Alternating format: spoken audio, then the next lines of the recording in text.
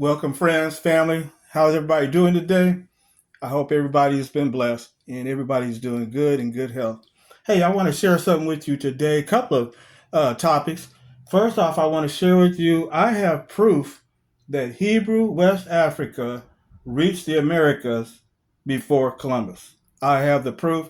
It's also in my book, The Line of Shem and the Seed of Judah. But I just want to share with you a couple of interesting points that I discovered that a lot of historians, researchers, they kind of overlook this.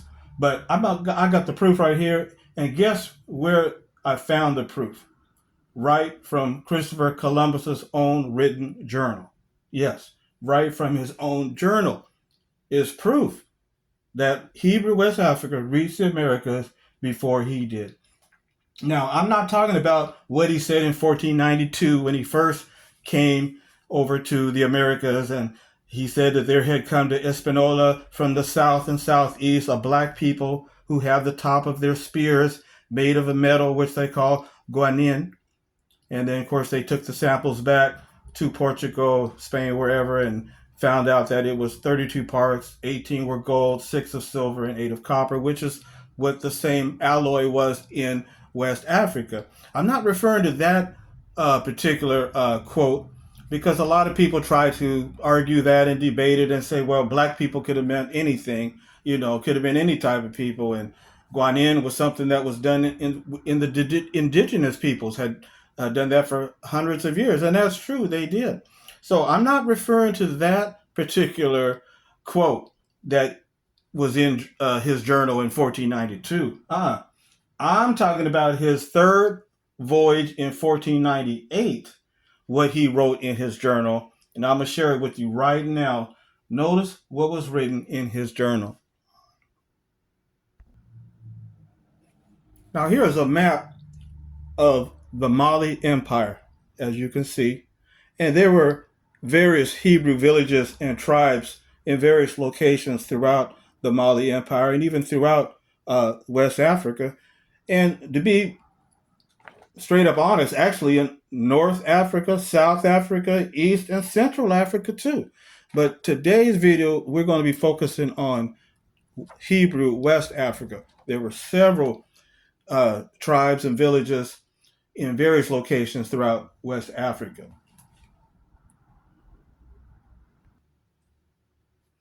Here's another map here showing West Africa, the various places here. We have Cape Verde, we have the Gambia, Senegal, Sierra Leone, Ghana, Benin, Nigeria, and here Mali. All various Hebrew villages and tribes all throughout there.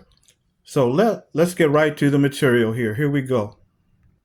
All right, so we're going to go right to Columbus's own written journal, and we're going to get the source right out of his mouth, right out the words that was written. Okay? And we're going to be focusing on the narrative of his third voyage. And here we start on page 379. And just check this out, friends. A lot of people don't be quoting this particular part. They like to quote the part about the spears that had the gold on them with the guanin, and black people that brought this to them, or didn't bring it to them, but they went out and found them, and took it from them.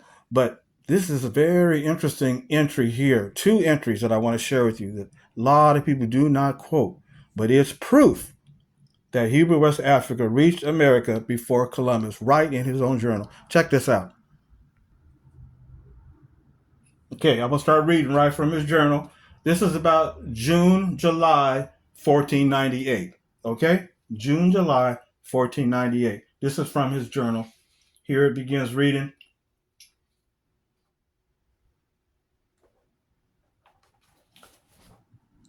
And the admiral says further that the said King Don Juan, and of course, let me stop right here. King Don Juan was the king of Portugal. Okay, and they were the ones that helped. He came to them to help fund his voyage to go to the Americas. So it goes on to say, the admiral, that's referring to Christopher Columbus, the admiral says further that the said King Don Juan was certain that within those limits, famous lands and things must be found. Certain principal inhabitants of the island of Santiago came to see them, and they said that to the southwest of the island of Huego, which is one of the Cape Verde, distant 12 leagues from this, may be seen an island, and that the king Don Juan was greatly inclined to send to make discoveries to the southwest, and that canoes had been found which start from the coast of Guinea and navigate to the west with merchandise. Did you catch what I just read there, family? Let me read that to you again. Okay, again, it says, I won't read the whole part, but it says certain principal inhabitants of the island of Santiago, that's Santiago is on the Cape Verde Islands, on the islands of Santiago, came to see them, and they said that to the southwest of the island of Huego, which is one of the Cape Verde, distant 12 leagues from this, may be seen an island, and that the king Don Juan was greatly inclined to send to make discoveries to the southwest, and that canoes had been found which start from the coast of Guinea and navigate to the west with merchandise. Did you catch that? He said that canoes, they sent a party to Santiago, Cape Verde Islands. They started talking to the locals, and they discovered that there had been canoes. There were canoes that had been found, which start from the coast of Guinea. So that's West Africa. So we're talking about West African canoes, which start from the coast of Guinea and navigate to the west with merchandise. They discovered that there were canoes in the Cape Verde, and they were leaving the coast of Guinea, and they were navigating to the west with merchandise. This was in Columbus' journal. King Don Juan made this observation. The people of Santiago told him this. So he made note of that because they were trying to find where this island was in the South Americas. And they noticed that these canoes were going back and forth, taking merchandise off of the coast of West Africa, coast of Guinea, Hebrew West Africa, and they were heading west with their canoes full of merchandise. And so that was written down. And so Columbus in 1498, that's why he went out on that third voyage to try to prove if that theory of King Don Juan was true or not. All right. So what did Columbus do? Let's notice. What did he do next?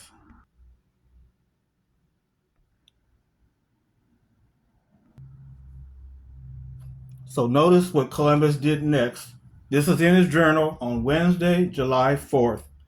It says, he ordered the course laid to the way of the southwest, which is the route leading from these islands to the south, because then he would be on a parallel with the land of Sierra Leone and Cape of Santa Ana in Guinea.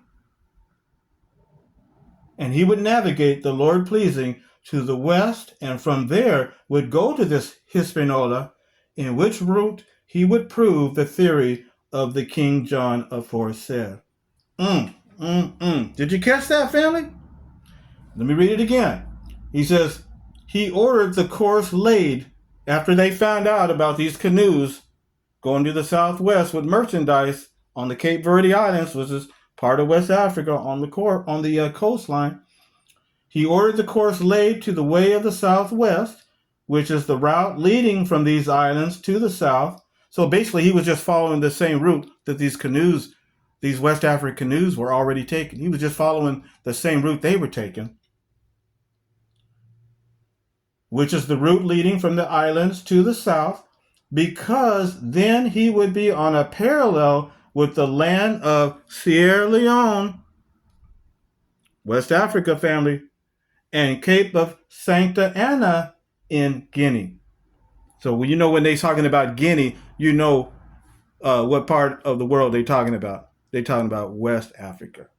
So that's why he went out on that third voyage to try to prove the theory of King Don Juan of Portugal, that what the people of Santiago, Cape Verde Islands was saying to them, that these canoes were heading off west, southwest with the merchandise, either bringing back merchandise or taking merchandise or both, back and forth commerce. And that's why Columbus took that. This is written right in his own journals. So, so you don't hear about that quote too often, do you? You always hear the quote about the gold on the spears that the black people brought to them, and people try to debate that. Well, the black people, that could have been suntan, that could have been the indigenous people, it could have been whoever is not from Africa. But this here is talking about, you heard it. It said the coast of Guinea. You heard it. It said Sierra Leone. You heard it. It said Cape Verde Islands. So we know what continent we're talking about. We know what part of the world we're talking about. And these canoes are going. So that's why. So that's what I'm saying, family, that the Hebrew West Africa was already ahead of Columbus, already ahead of him, because they were already going to this island that was in the southwest, taking merchandise on their canoes and bringing it back. So they were already ahead of him. And so he was just trying to follow up to see, once they heard this report from the inhabitants there on the islands, they wanted to follow up this report to see where were they going, what island were they going to. Now, let me share with you another entry that's in his diary also, that also proves that Hebrew West Africa reached the Americas before he did.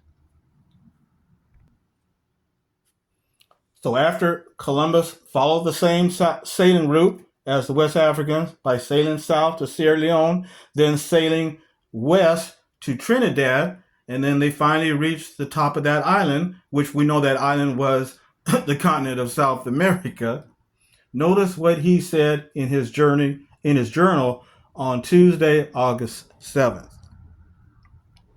He said, "There came an infinite number of Indians by land and by sea, and all brought with them bread and maize and things to eat and pitchers of beverages. But notice this, they brought handkerchiefs of cotton very symmetrically woven and worked in colors like those brought from Guinea, from the rivers of the Sierra Leone, and of no difference." He says that these handkerchiefs resemble almazars. And as we know, family, the almazars, that was a African cotton headband, and that's an Arabic word for African cotton headbands, the almazars. It's an Arabic word for basically a wrapper or a cover around the headband. And so Columbus and his men, they noticed that when they got to South America, they noticed these handkerchiefs of cotton, very symmetrically woven and different colors. And he said that they looked like the same ones that were brought from Guinea, from the rivers of Sierra Leone. And he even uses the Arabic word. He says, below he says that these handkerchiefs resemble almazars. That's an Arabic word. So I just wanted to share that with you today, friends, right out of Columbus's own journal. He's talking about these almazars, these cotton handkerchiefs, headbands that they noticed when they got to South America, and then also about the canoes that they discovered on the island of the Cape Verdes. And they were heading west to some island somewhere filled with merchandise. And they went to go find out if that was true. They wanted to prove if that was true of what King Don Juan had said when he was told this report. So they sent Columbus out on this third journey, 1498. And so that just wraps it up. So I just wanted to share that with you. But there's a very other interesting topic I want to share with you today as well, family. So let me share this. I think you're going to enjoy this as well. It's going to be very upbuilding to you. Oh, and before I forget, there's one more point I wanted to bring out to you. that we know that the Empire of Mali was very heavily populated with the Mandinka peoples, right? The Mandinga tribes, very heavily populated, not only in Mali, but even throughout Sierra Leone, Senegal, Gambia, all populated. The Mandinga peoples were very heavily populated in the West Africa as well. But did you know, and I have this in my book here in chapter 13, that it talks about the Mandingo Indians in South America. All right. So, how did the word Mandingo end up in South America? Check out the book, and it will bring this out to you, family. Now, this other point I want to share with you real quick, family. It made my day. I want to share it with you too. But we know that in the very first book of the Torah, the book of Genesis, it talks about Adam and Eva, our first parents, and how they were in a paradise in the Garden of Eden. The whole earth was going to become a paradise garden. And that was their assignment. And the animals were there. They were not afraid of the animals. The animals did not attack them. Everything was in total harmony and peace.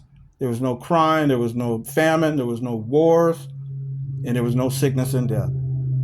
And so just think about the time when the earth could become like that again, a paradise everywhere. Now we know that people today, they go and visit some of these tropical beaches and they have to pay money to get there.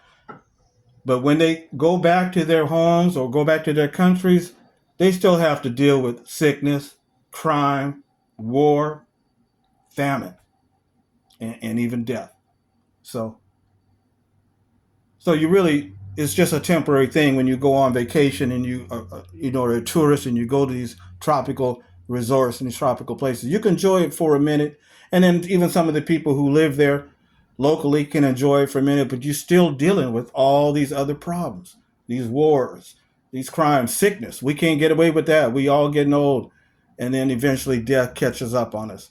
So what kind of a paradise what kind of a world are we living in now? This ain't no paradise. You can go travel for a little minute to some of these tropical areas, but you're still dealing with all this crisis and all these other things going around.